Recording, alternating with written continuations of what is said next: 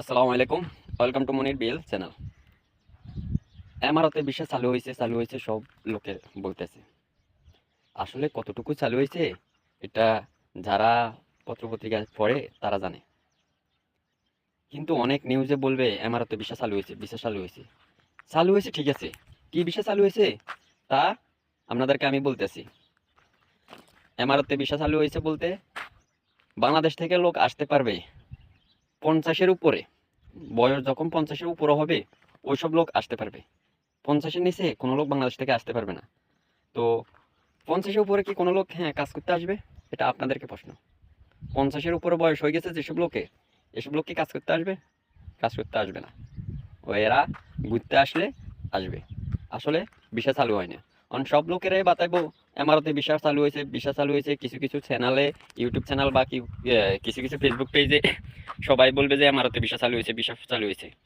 আমি মনে বলতেছি যে ভিসা চালু হইলে আমার এই পেজে আপনারা অবশ্যই জানবেন, অবশ্যই জানবেন যে ভিসা চালু হয়েছে না না হয়েছে।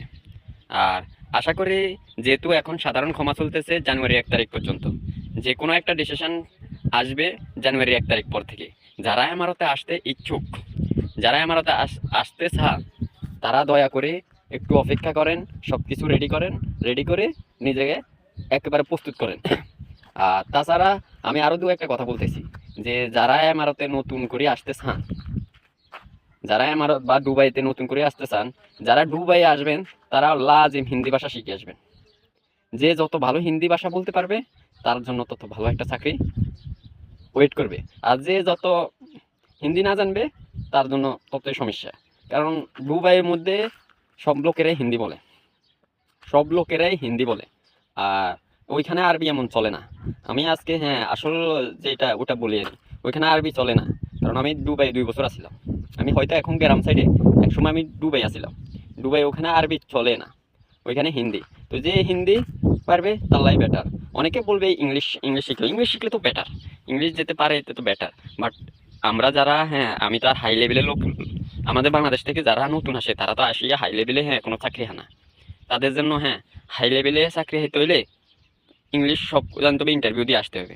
তো আমরা যারা নর্মালি বা মিডল হাউসে আসি, মিডল ভাবে থাকি, তাদের জন্য হিন্দিটা জরুরি। আর যারা ইংলিশ পারেন তাদের জন্য বেটার। আবার ইংলিশ সব লোকেরা বুঝে না। যে আপনি অফিসিয়াল কাজ হলে অফিসিয়াল লোকেরা ইংলিশ বুঝবো।